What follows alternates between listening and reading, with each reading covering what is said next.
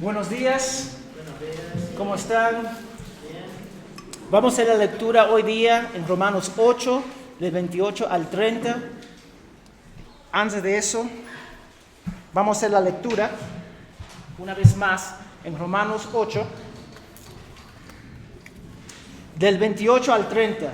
Dice la palabra de Dios: y sabemos que para los que aman a Dios todas las cosas cooperan para bien, esto es, para los que son llamados conforme a su propósito, porque a los que de antemano conoció, también lo predestinó a ser hechos conforme a la imagen de su Hijo, para que Él sea el primogénito entre muchos hermanos. Y a los que predestinó, a esos también llamó, y a los que llamó, a esos también justificó, y a los que justificó, a esos también glorificó. Amén y amén. Vamos a orar. Señor, gracias por tu palabra. Tú mereces toda la gloria y toda la honra. Somos seres humanos y capaces de caer en error. Protégenos, Señor. Entonces pedimos que tu Espíritu Santo nos guíe. Esté con nosotros, como sabemos que tú estás con nosotros. Y que tú puedes iluminar tu palabra en nuestros corazones. Y gracias, Señor, por el Evangelio. Gracias por Cristo. En el nombre de Jesús. Amén y amén. Hoy día el título de la predicación es el propósito de todas las cosas.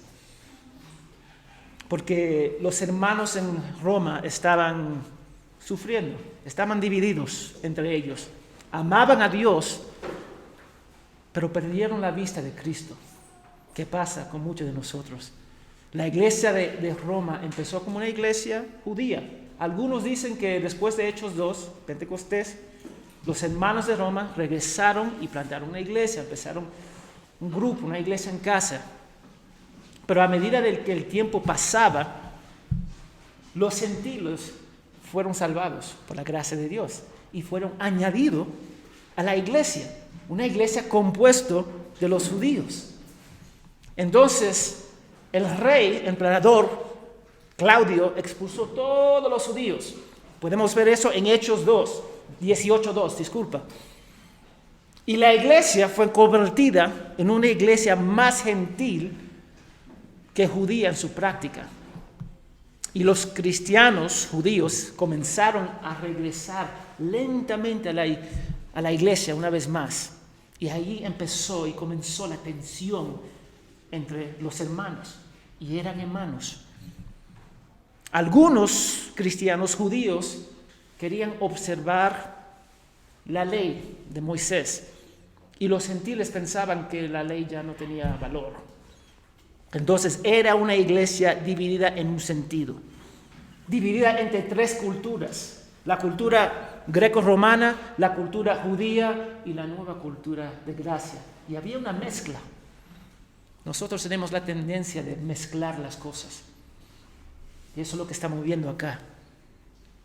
Los judíos querían una iglesia más tradicional, más siguiendo la ley, la circuncisión, todas esas cosas son de suma importancia para ellos. Y los gentiles querían totalmente deshacerse de la ley. Y ambos estaban equivocados. Y Pablo quería recordarles que todos somos pecadores y los que nos une es Cristo. Somos hermanos en Cristo. Ellos perdieron su vista. ¿Qué significa perdieron su vista? De Cristo y de Dios. Entonces perdieron su amor uno por el otro. Estaban divididos en conflicto, en sufrimiento entre ellos y se olvidaron del Espíritu Santo que da testimonio en su espíritu. Entonces los hermanos estaban luchando, como nosotros hoy día estamos luchando. Ellos estaban luchando entre ellos, con el mundo, el pecado, la carne, porque el sufrimiento no es parcial. Afecta a los creyentes como a los incrédulos, porque el Padre hace salir el sol sobre los malos y buenos, y llover sobre el justo e injusto. Mateo 5:45. Pero nuestro sufrimiento es totalmente distinto, ¿sí o no? Ya lo vimos hace 2 o 3 semanas. Nuestro sufrimiento no se puede comparar con el sufrimiento de los incrédulos. Los que niegan a Dios en esta vida, tengo que decir esta vida, el sufrimiento y castigo va a empeorar, va a ser mucho más profundo y doloroso si muere en sí Cristo o Cristo regresa.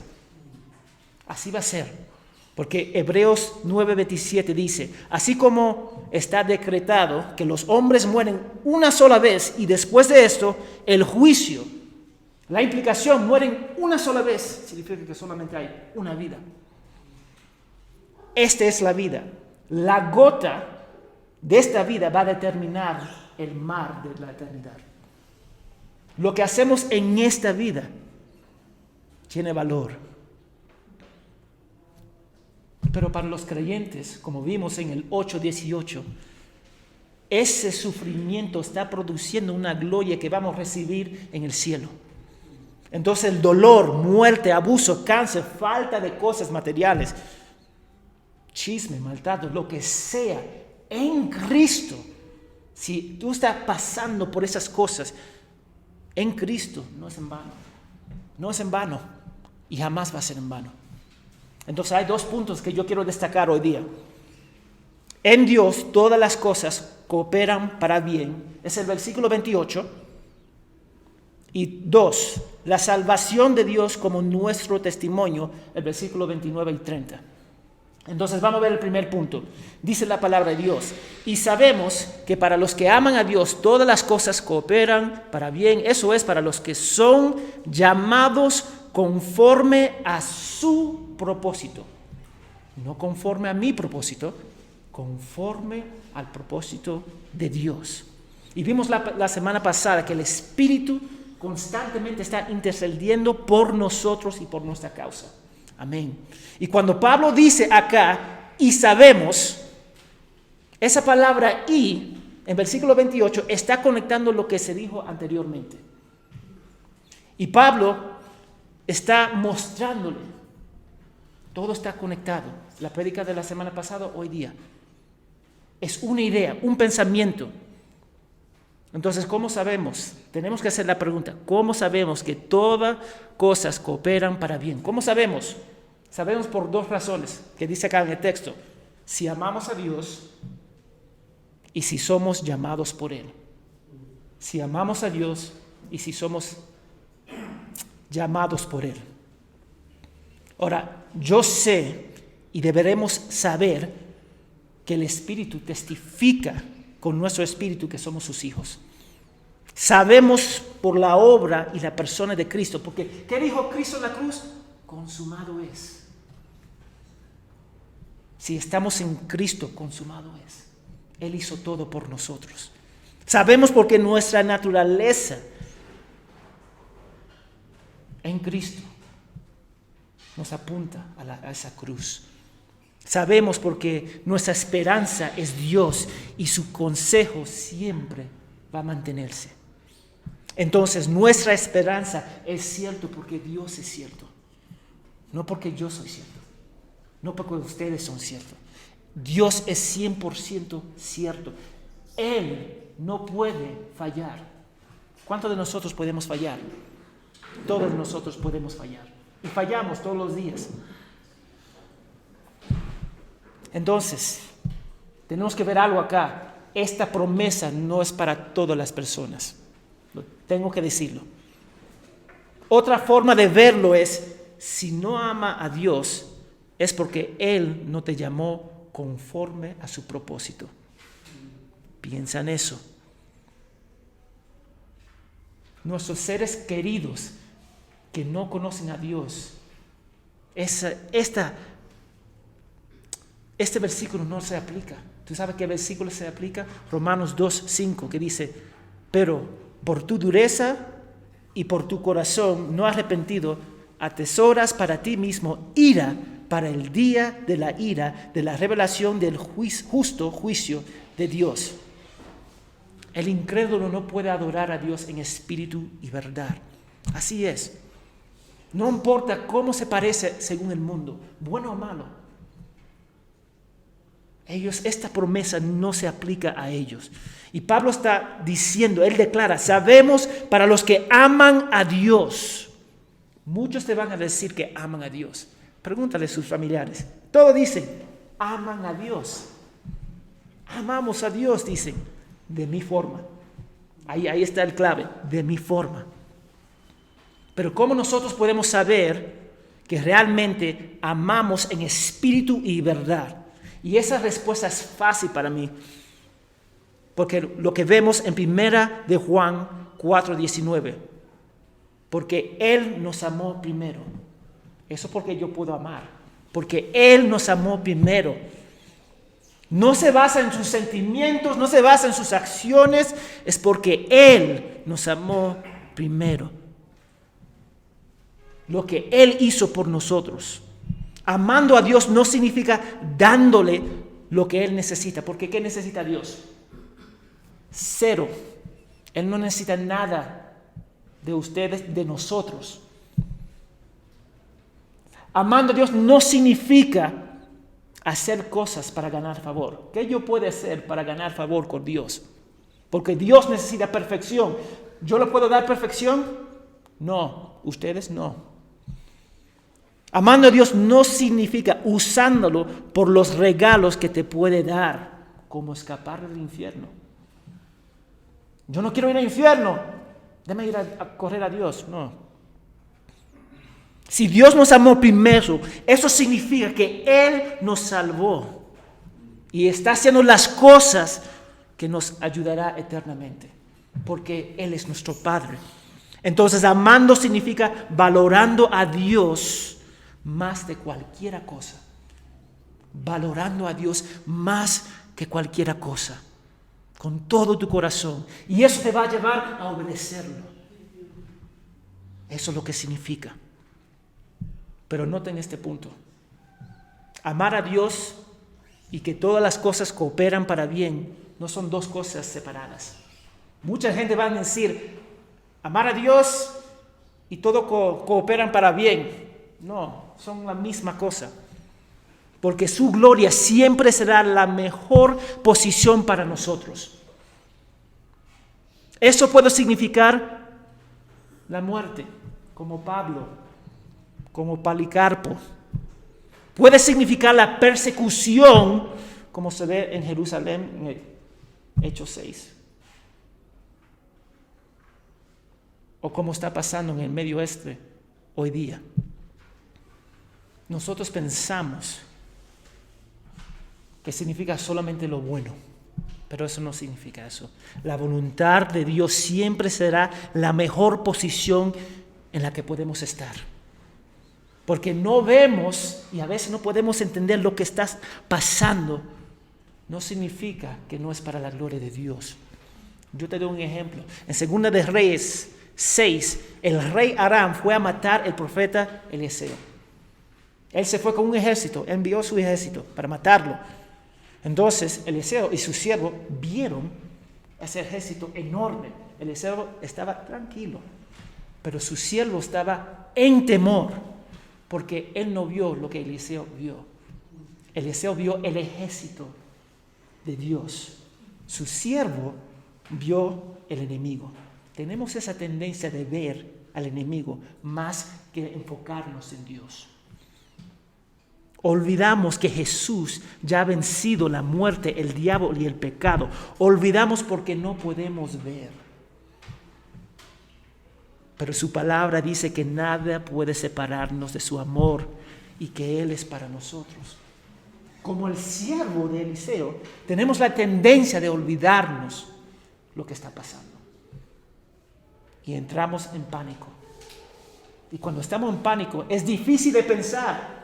Cuando tiene temor, es difícil de tomar una decisión correcta. Así somos. Pablo declara que todas las cosas trabajan juntos para bien. Pero ¿qué significa todas las cosas? Déjame decirte lo que significa todas las cosas. Todo en este mundo, todas las circunstancias, personas, criaturas, materia, todo es para la gloria de Dios y Él lo va a usar. No importa lo que tengas o no tengas, Dios lo va a usar para su gloria. No importa la situación en cual te encuentras, Dios lo va a usar para su gloria. No importa cómo te sientes, Dios lo va a usar para su gloria. No importa si peca, Dios lo va a usar para su gloria. Eso no me da un pase para hacer lo que yo quiero hacer. Pero Dios lo va a usar para su gloria. Él usó el pecado de Judas para su gloria. Él usó el pecado de David para su gloria. Nosotros tenemos que ver eso. La vida, la muerte, los accidentes, el gozo, el placer, el abuso o cualquier cosa que tú puedes pensar, Dios lo va a usar para su gloria. Mira a Dios, cómo obra Dios. Él usó la matanza de Esteban para comenzar la persecución de la iglesia primitiva. Y luego salvó a Pablo, luego. ¿Por qué no salvó a Pablo antes de? Para evitar todo eso, para evitar los problemas. No. Él sabía que Pablo iba a sancionar y matar a Esteban y la iglesia iba a ir a todo el mundo por esa persecución. Él lo hizo, Él lo usó para su gloria. Eso es lo que nosotros tenemos que ver, porque tenemos una tendencia de pensar que Dios solo usa lo bueno de mi vida, mis buenos sentimientos, mis talentos, mis esfuerzos. Eso es lo que Dios usa. Mentira del diablo. Dios va a usar todas las cosas para su gloria, sin excepción. Lo malo que ustedes pueden pensar, Él lo va a usar para su gloria, porque somos sus hijos en Cristo. Nosotros no queremos afrontar los problemas de hoy día, porque queremos una vida fácil, pero Él lo utiliza para su gloria, porque estamos en Cristo. Y eso es importante, porque a veces significa dolor, a veces significa falta. Para Pablo era una espina en su carne, para Elías era la comida de depender de Dios. Y para ti puede ser dinero, relaciones difíciles. Pero lo voy a decir otra vez, todas las cosas, cualquier cosa, cooperan juntos para bien. Es como un tapiz. Un tapiz es bello, pero muchas veces si solo tomamos un hilo de ese tapiz, para nosotros no tiene significado. Pero cuando vemos todos los hilos juntados, y Dios puede ver claramente y perfectamente. Él entiende. Muchas veces nosotros no podemos entender. Pero Él usa todo eso para su gloria. Y cuando nosotros, mirando atrás en nuestra vida, vamos a decir, wow, Dios me protegió. Wow, qué bueno es Dios. Que me salvó. Que me buscó. Que me amó tan profundamente. No podemos ver lo que está haciendo muchas veces, pero eso no significa que Dios no está obrando. Dios es bueno. Y Pablo dice, para aquellos que son llamados de acuerdo a su propósito.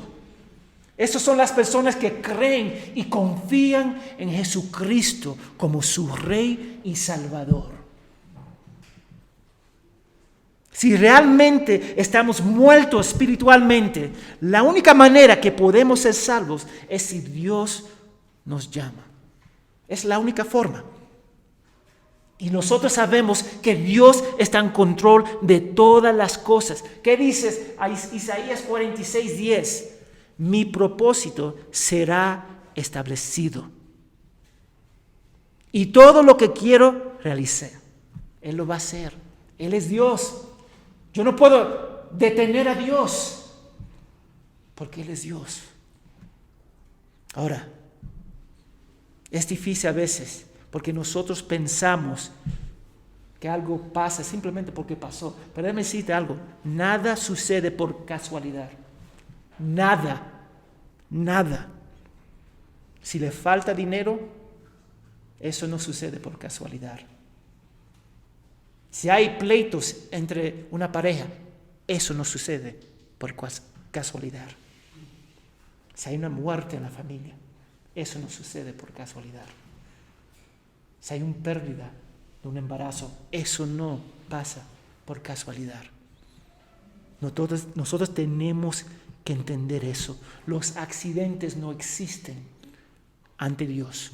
Las dificultades, las pruebas y bendiciones no son por casualidad. Dios lo está usando para conformarnos a la imagen de Cristo y para su gloria.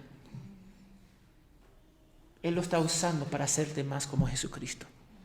¿Tú crees que lo que pasó con Job o José era por casualidad? No, ellos sintieron, no entiendo lo que está pasando en mi vida, pero no pasó por casualidad. Dios está en control de todas las cosas. Él es soberano.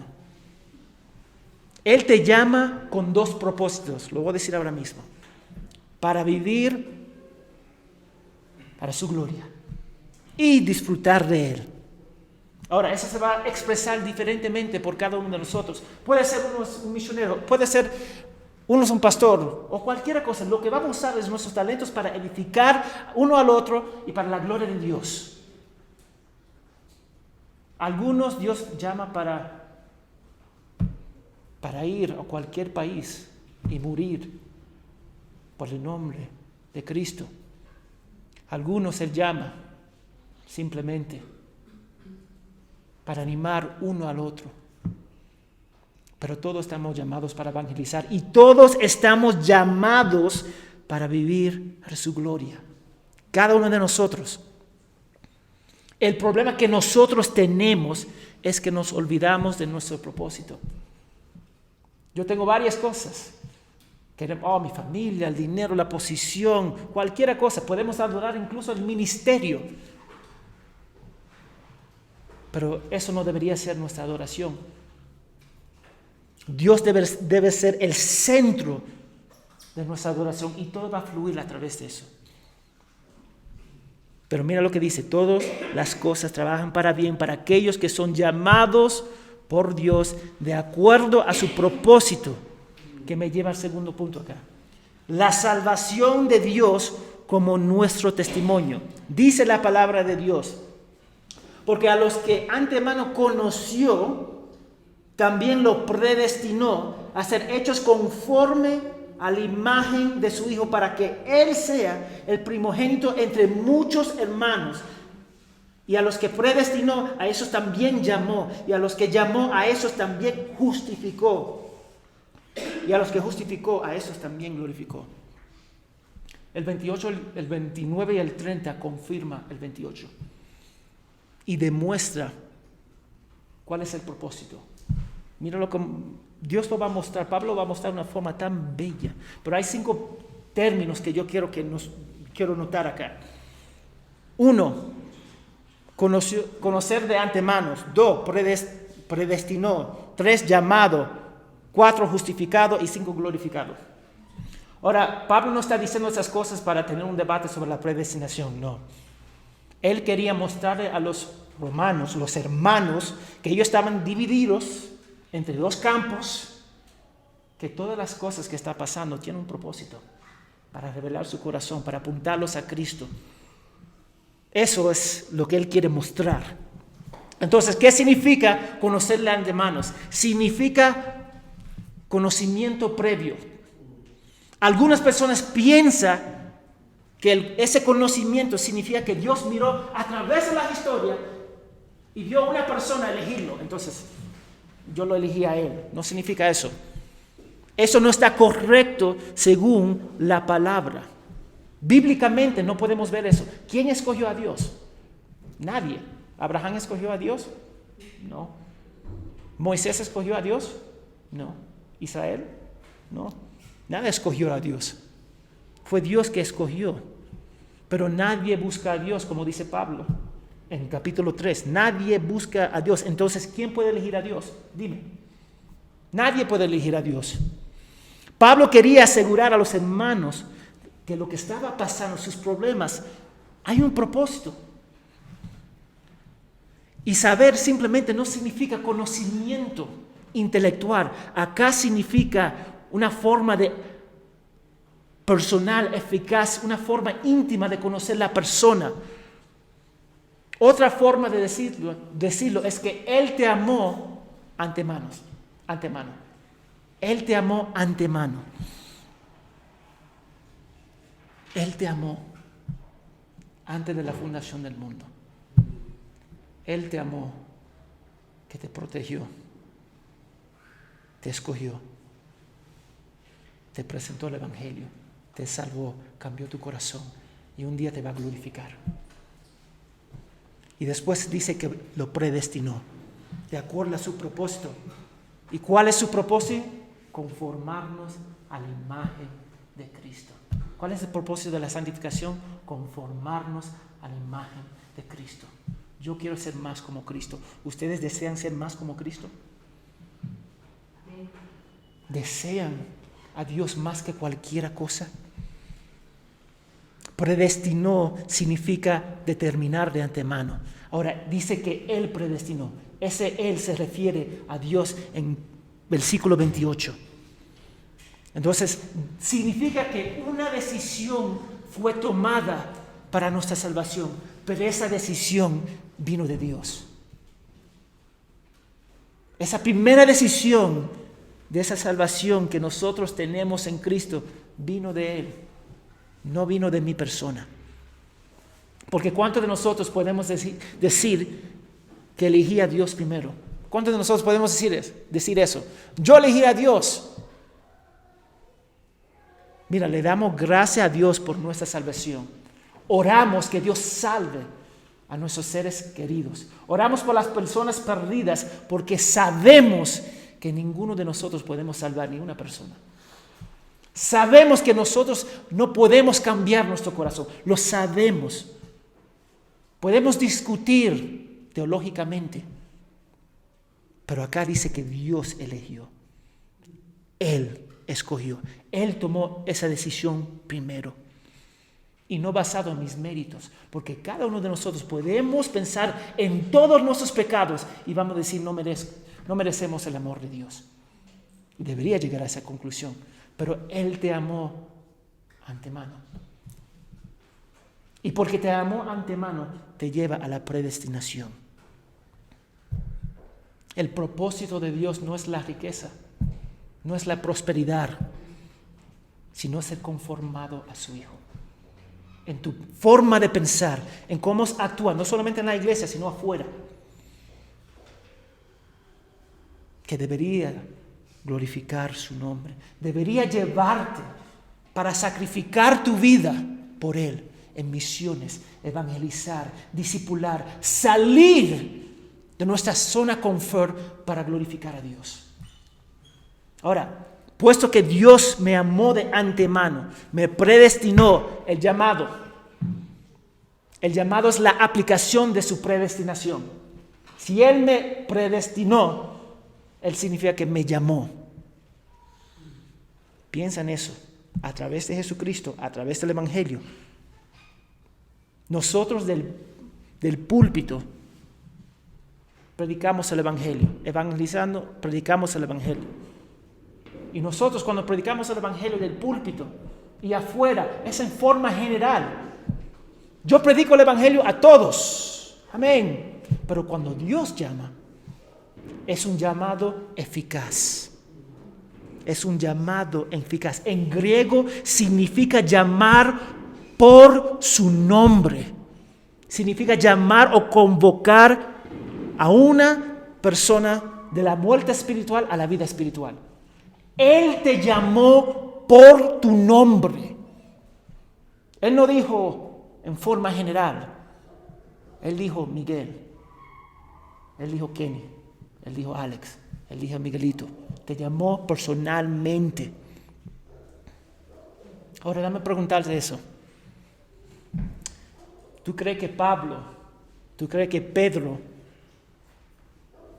podían decirle no al amor de Dios, la predestinación y el llamado eficaz de Dios? No lo creo. No lo creo. Si Dios llama, Él llama. Yo no estoy diciendo que Pablo y Pedro estaban buscando a Dios y Dios dijo, no, nadie busca a Dios. Ahí está el amor de Dios. Antemano te escogió, te eligió, te llamó para su gloria y para su propósito. Entonces, ¿quién puede resistir el llamado de Dios? Pablo en ese camino podía decir, no Dios, no quiero escucharte. ¿Podía decir eso Pablo? No creo. ¿Tú sabes por qué? Porque Dios lo llamó y lo amó de antemano. Porque una decisión fue tomada. Y esa decisión fue tomada antes de la fundación del mundo, según lo que estamos viendo acá. Entonces, Dios nos ha amado de antemano, que nos lleva a la predestinación, que nos lleva al llamado eficaz, y ese llamado lleva a la justificación por la fe en Jesús, que es un tema de suma importancia en la carta de Romanos. Somos justificados solo por fe, porque los judíos confían en su ley y los gentiles, gracias, no quiero saber nada de la ley. Y ambos estaban mal. La justificación es más que el perdón. Es una declaración, como vimos hace algunas semanas, de que nosotros ya no somos pecadores, somos justos en frente de Dios, porque recibimos la justicia de nuestro Salvador cuando nosotros estamos unidos con Él. Y esa justificación nos lleva a la glorificación. La glorificación significa ser vestido con esplendor y gloria. ¿Qué dice Romanos 3? Todos estamos destituidos ¿de qué? De la gloria de Dios. Todos somos pecadores. Entonces, cuando somos glorificados, somos vestidos con esplendor y gloria de Dios en Cristo. Amén. Y yo anhelo ese día. Mira lo que John Stott dice sobre eso. La gloria es la santificación consumada. Piensa en eso. La gloria es la santificación consumada. Y yo quiero que ustedes noten todas esas 5 palabras. Conocimiento previo, predestinación, el llamado, la justificación y la glorificación. Todo están en el griego en tiempo pasado. Piensa en eso. Entonces, Él escogió a cada uno de nosotros. Ya está hecho. Ahí murió. Nada más. Ahora, ¿nosotros estamos glorificados? ¿Somos glorificados ahora? No.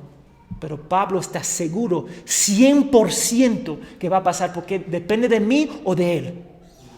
Depende de Dios. Entonces, Él dice, somos glorificados, vamos a ser glorificados. Y Él sabe con certeza que vamos a ser glorificados. Porque su esperanza está en Dios y no en el hombre. Y Dios jamás falla. Él no te va a fallar.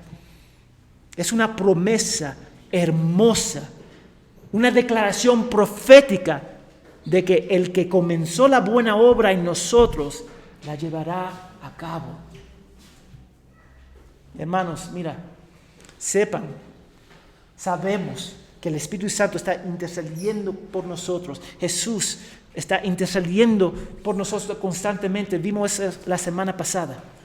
Entonces, espiritualmente, en el nivel espiritual, tenemos el Espíritu Santo y Jesús. Pero yo quiero que ustedes sepan que todo en el físico, lo que está pasando acá en este mundo, Dios está en control y está trabajando para nuestro propósito. Entonces, su gloria y nuestro propósito, que es la misma cosa, son una cosa, que siempre es la mejor posición en cual nosotros podemos estar. Entonces, estar firmes en nuestra fe. Debemos que firmarnos en la palabra de Dios, en Cristo. Y eso debería motivarnos para ir y sacrificar nuestra vida para su gloria, para su honra. Y abandonar la comodidad que tenemos. Muchas veces tenemos la tendencia, cuando algo está pasando, estamos nublados y no podemos ver. Pero déjame decirte algo. Pídele a Dios que te dé fortaleza en medio de, porque Él está contigo Él está involucrado en tu vida. Y sepa que nada pasa casualmente, nada. Todo tiene un propósito que siempre será para su gloria. Puede ser que no vamos a entender, porque no me ha pasado eso, porque no tengo eso, porque no puedo conseguir. A veces no vamos a entender y no vamos a sentirnos bien, pero tenemos la esperanza que Dios está en control y lo va a usar para su gloria y nuestro bien. Tenemos esa esperanza. Y si no eres creyente, dame decirte, eso debería animarte a confiar en Cristo. Y deberíamos, si no sabe orar, hay muchas personas que me dicen, ¿qué le digo a Dios? ¿Qué le digo? Dile que cambie tu corazón. Dile, Dios, perdóname por mis pecados. Ayúdame para confiar en ti, en tu Hijo y en Cristo. Sálvame. Muchos de nosotros no podemos ver. Cuando estamos enfrente de las pruebas, todo, no pensamos en nada. Ni las iglesias, ni los hermanos, ni leyendo, ni oración. Porque estamos nublados. No podemos ver. Pero Pablo nos está diciendo, aunque ustedes están pasando esas cosas, sepa que Dios está en control y lo va a usar para su gloria. Entonces, deja de pensar, deja de confiar en ti mismo y confía más en Dios. Vamos a orar. Amante Dios que estás en el cielo, gracias, Señor, por tu fidelidad. Ayúdanos para amarte más profundamente. Nos cuesta ver, Padre, cuando estamos en medio de la prueba. Nos cuesta ver, Señor, lo que nosotros no podemos entender. Nos olvidamos rápidamente del Evangelio. Nos olvidamos rápidamente de nuestro Salvador. Estamos llamados, Señor, para glorificarte. Ayúdanos para hacerlo. Gracias, Padre. En el nombre de Jesús. Amén y amén.